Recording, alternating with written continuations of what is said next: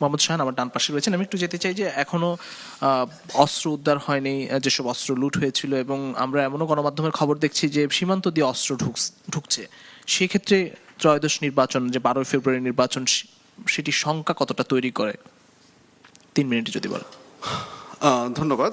আমি একটু পেছন থেকে শুরু করি। আমি গত কয়েকদিন বা গত ইস্যুতে আমি খুব শঙ্কায় পড়ে যাচ্ছি। একটা শঙ্কায় আমি পড়ছি এবং শঙ্কাটা আমার কাছে খুব রিয়েল মনে হচ্ছে। দেখুন, 2008 থেকে 2024 সময়কালে যদি দেখেন, সো সেখানে খুব বড় ধরনের পলিটিসাইজেশন হয়েছে, সব কিছু হয়েছে।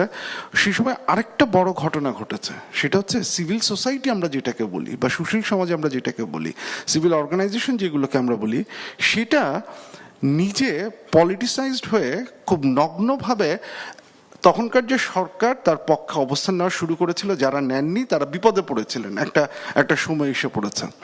আমি একটু ভয় পাচ্ছি, যে কারণ আমাদের আশা ছিল যে এটা থেকে যে সবার যেমন শিক্ষা হয়, সিভিল সোসাইটিরও একটা শিক্ষা হবে, যে সিভিল সোসাইটির রেসপন্সিবিলিটি না কোনো একটা দলের একটা পজিশনকে আনকোয়েশ্চেনেবলি সেটাকে সাপোর্ট করে যাওয়া, কোনো রাজনৈতিক দলকে ছাড় দেওয়া, সেটা নিয়ে কথা বলা না বলা, এটা সিভিল সোসাইটির রেসপন্সিবিলিটি না। আমরা বিশ্বাস করি এই স্বপ্নগুলিতেই তৈরি হবে স্বপ্নের বাংলাদেশ। স্বপ্ন ধরা, ধরনীর বুকে স্বপ্নের ঠিকানা। আমরা যারা একাডেমিয়াতে আছি, আমরা যারা মিডিয়াতে আছি, আমরা যারা দলের পরিচয়ে পরিচিত হতে চাই না, it is our responsibility to speak to the power. সেটা বিএনপি হোক, জামাত ইসলামী হোক, সেটা যেন কখনোই একপাক্ষিক না হয়। কারণ একপাক্ষিক হলে যে বিপদ হয় সেটা আমরা গত 16 বছরে দেখেছি। আমার একটু ভয় হচ্ছে, আমার মনে হচ্ছে যে সিভিল সোসাইটি থেকে আমরা সেই শিক্ষাটা খুব সম্ভবত নেইনি। আমরা অনেক সময়ই হচ্ছে গিয়ে রাজনৈতিক দলগুলোকে ব্ল্যাঙ্ক চেক দেওয়ার একটা চেষ্টা করছি। আমি যেভাবে ট্রেন্ড হয়েছি, একাডেমিক্যালি আমি যেভাবে ট্রেন্ড হয়েছে, আমার পক্ষে এটা সম্ভব না, এবং এই কারণে খুব সুস্পষ্টভাবে কোনো কনক্লুশনে উইদাউট এভিডেন্স পৌঁছানো আমার পক্ষে সম্ভব না। I don't necessarily think that's the role of the academia or civil society. So যে কারণে আমার কথা, এবং আমার মনে হয় এটা স্বাভাবিক যে একাডেমিকদের কথাই সবসময় আপনি দেখবেন যে on the one hand, on the other hand. কারণ হচ্ছে যে আমরা প্রত্যেকটা জিনিস, এই কথাগুলো আমি এই কারণে বলছি যে বক্তব্যগুলো আমরা শুনছি। দেখুন, জামাতে ইসলামের যে প্রচারণা, সেটার প্রতি কোনো ধরনের গ্রহণযোগ্যতা থাকার কোনো কারণ নেই।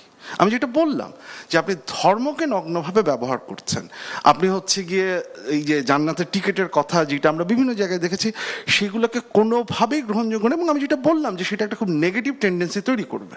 We definitely should address that. সেটা নিয়ে কথা বলা উচিত, সেটা নিয়ে ইলেকশন কমিশনের কাছে যাওয়া উচিত, সেটা নিয়ে রোল প্লে করা উচিত। কিন্তু সেইটা যদি আমরা করার সময় একই সাথে অন্য কোনো দল এই মামলা হামলার কথা বলে, সেটাকে যদি আমরা ডাউন প্লে করার চেষ্টা করি, সেই মোমেন্টে সিভিল সোসাইটি তার রেসপন্সিবিলিটি পালন করতে ফেল করছে। এটা হাসির ব্যাপার না, এটাকে লাইটলি নেওয়ার কোনো ব্যাপার না।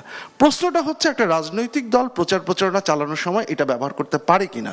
যদি না পারে, তাহলে it is the responsibility of the civil society সেটাকে পয়েন্ট আউট করা। যে মোমেন্টে আমি করব না, সেই মোমেন্টে যদি আমি শুধু আমার প্রতি ডিসসার্ভিস করছি তা না, আমি রাজনৈতিক দলটার প্রতিও ডিসসার্ভিস করছি, আমি দেশের প্রতি ডিসসার্ভিস করছি, এবং সেটা একটা বড় ধরনের সংকট আমাদের জন্য নিয়ে আসবে। কারণ এই যে আপনি যে বলছেন, এই যে মামলা হামলা কম দেবো, যে কথাটা মাসুদ ভাই বললেন, এটা কি আপনি বলতে পারেন? Is it allowable? এটা কি কোনোভাবে জাস্টিফায়েবল? আপনি তারপরে শুধু তো এ ধরনের ঘটনাও ঘটেনি, এর বাইরেও ঘটেছে। আমরা লোন ডিফল্টের ব্যাপারটা আমরা দেখেছি, সেই লোন ডিফল্ট নিয়ে প্রশ্ন করতে গিয়ে সাংবাদিকদের কী হয়েছে সেটাও আমরা দেখেছি। It is the responsibility again সেটার উপরে হচ্ছে গিয়ে করা।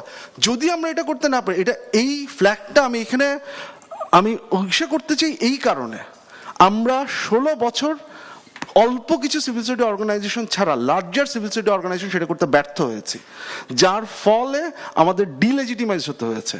Please let's not do that again. আমরা সেটা না করি। যদি আমরা কোনো একটা দলীয় পক্ষ নিই, সেটা ফাইন, কিন্তু যদি আমরা সুশীল সমাজের প্রতিনিধিত্ব করতে চাই, যদি আমরা অনেস্ট ডিসকাশন করতে চাই, তাহলে হচ্ছে কাউকে যেন আমরা ছাড় না দিই।